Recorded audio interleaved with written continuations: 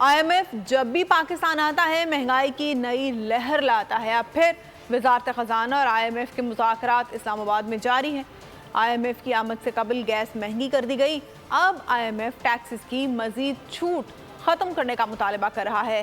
क्या अब महंगाई की एक नई लहर आएगी? यही सवाल डिप्टी ब्यूरो चीफ बोल न्यूज़ इस्लामाबाद अली शेर ने अरकान सेनेट से पूछा है। आइए देखते हैं। IMF पाकिस्तान से मुज़ाकरात के लिए एक बार फिर आ गया। क्या अब महंगाई का एक और तूफान आएगा? आइए जानते हैं अरकान सेनेट से। IMF की जो शराइत है ना, उसके जवाबदेह जो है वो तो PTI की गवर्नमेंट है, उन्हीं से पूछे। जनवरी फरवरी में IMF ने कहा था कि PTI की गवर्नमेंट में जो इकोनॉमिक चीज़ें ग्रोथ हो रही है वो सस्टेनेबल ग्रोथ है। कल इनसे पूछा है कि भाइयों आपके पास सस्टेनेबल ग्रोथ का कोई ज़रिया है कि नहीं है। ये मेरे लिहाज से ये निकम्मे लोग थे, हैं, रहेंगे। माशी इस्तेहकाम है वो तो है नहीं है ना। जब सियासी और माशी इस्तेहकाम होगा तो मुल्क तरक्की करेगा और इन लोगों से जान छूटेगी जो IMF के पास जाते हैं। जब से निगरान हुकूमत आई है IMF भी तो उसी के साथ लगी है ना, पिछली हुकूमतों की तरह।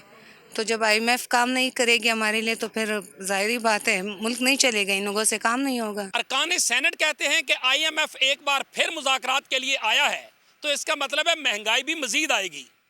कैमरामैन अफजाल चौधरी के साथ अली शेर, बोल न्यूज़ इस्लामाबाद। सब्सक्राइब करें और बेल दबाएं ताकि कोई खबर रह न जाए।